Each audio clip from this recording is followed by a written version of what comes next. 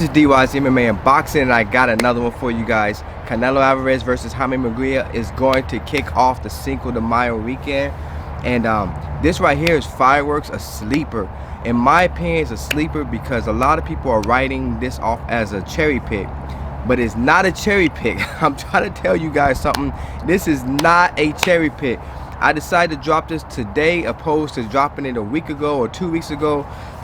I wanted to just drop this on you guys real quick before you guys go ahead and place your bets. You guys better understand something. Oscar De La Hoya and Bernard Hopkins has been looking at Canelo for a while. They started after the Triple G, the third fight, and Oscar said, I see something in Canelo. I see he's on the decline. And then we see the Bivol fight, and everybody's like, oh, Bivol is a pretty big guy, and that's why Canelo got tired and whoop-de-whoop. But then we see him with a fight after that, right? He looks mediocre. He looks tired. He's exhausted. Then we see him with the Charlo fight. Listen, I'm not making any more videos as far as getting hit with copyright strikes anymore, but I'm going to tell you this. Canelo looked like he was happy that Jamel was not trying to go for the finish. He was happy that the fight was gone because he didn't have any more fight left. And in the 10th and 11th round, 12th round, he was tired. He was throwing blanks. He was exhausted. He wanted Charlo to be done just like Charlo wanted to be done. He is not the same fighter. When guys go up in weight, they really damage their career, and it makes it very difficult. Boxing is a science. It's a science on many different levels, but not only physically, right? Mentally, we see Oscar getting into Canelo's head. We've seen Canelo starting to drink now. He's in the club. You see him doing a lot of things. He's doing a lot of cursing. His mental well-being doesn't seem like it's there. And everybody's like, oh man, I want to see the David Benavidez fight. Forget that. We're not going to get there. I don't like to make predictions, but listen, Oscar De La Hoya got into Canelo's head so bad that Canelo, the weight is at 168. He should have made 167.5, but he made 166. A lot of people say that's not a big deal. I think it is a big deal. I think that he overcut. You guys don't understand that reference from boxing terms. I think he overcut. I think he overplayed himself. When Oscar was messing with him, throwing them jabs during his weight cut, he knew that Canelo was weak and he was tired. He knew, because the thing is, when you put on weight, a boxer has lean muscle, right? They're very small body fat percentage. So in other words, when they go up in weight, they're not putting on fat, they're putting on tons and tons of muscle. Now, when you're trying to lose weight, it does something to the body. Now that you're trying to go back down in weight, it's a very, Roy Jones had this issue.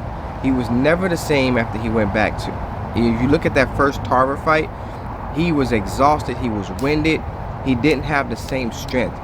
He's not the same person, and they know this. That's why they went after him.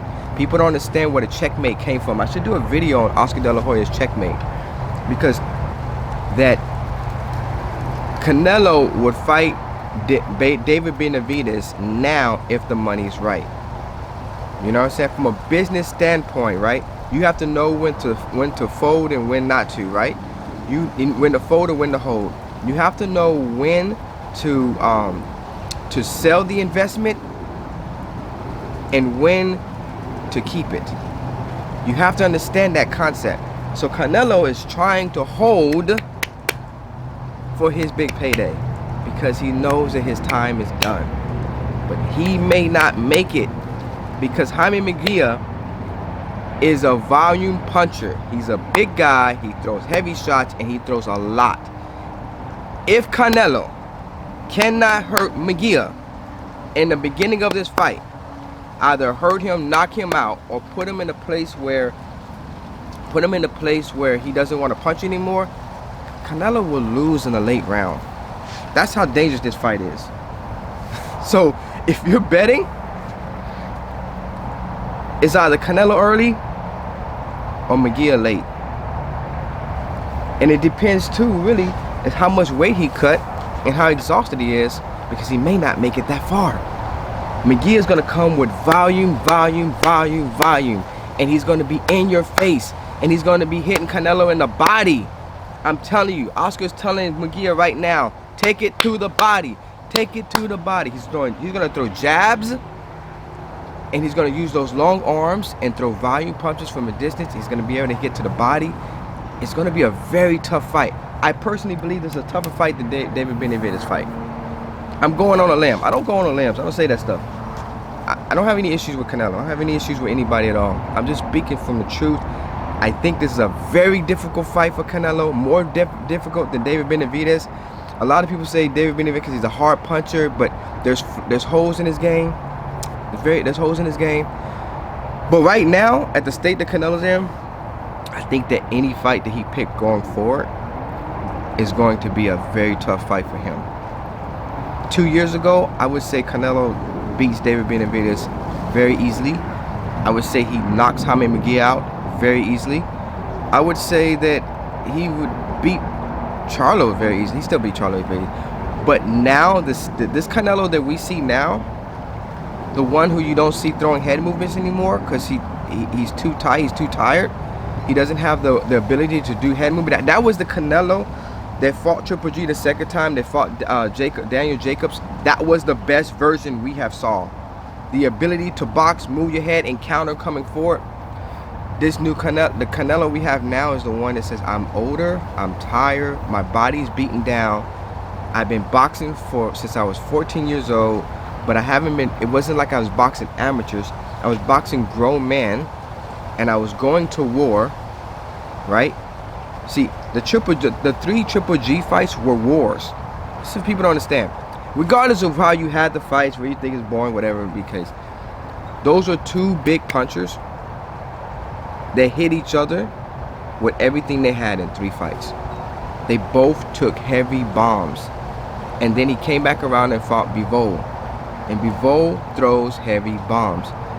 The body cannot sustain that kind of punishment. That's 48 rounds of punishment. Now, we're not even including the previous fights, the accumulations of punches that he took up to that.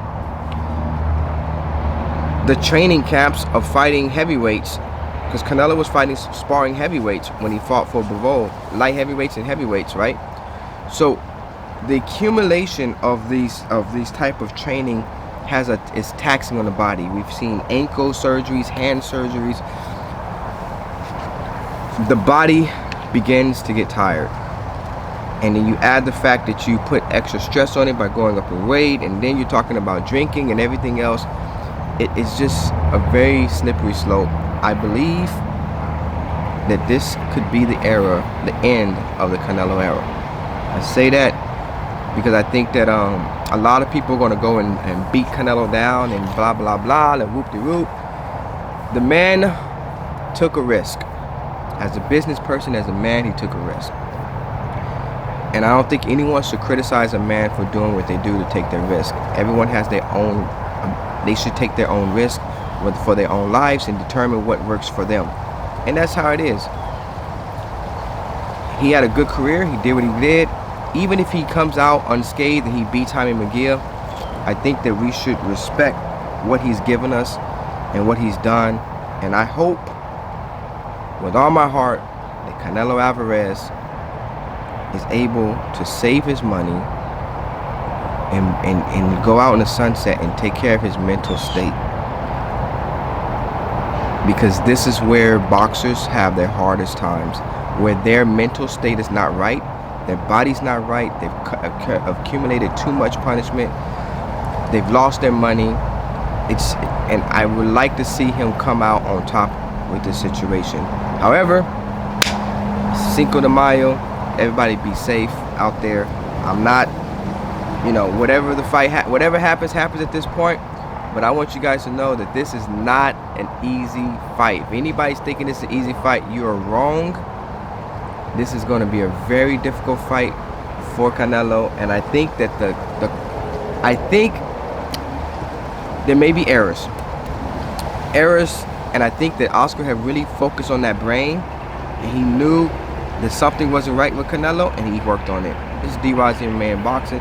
Hit the like button, subscribe. Peace out.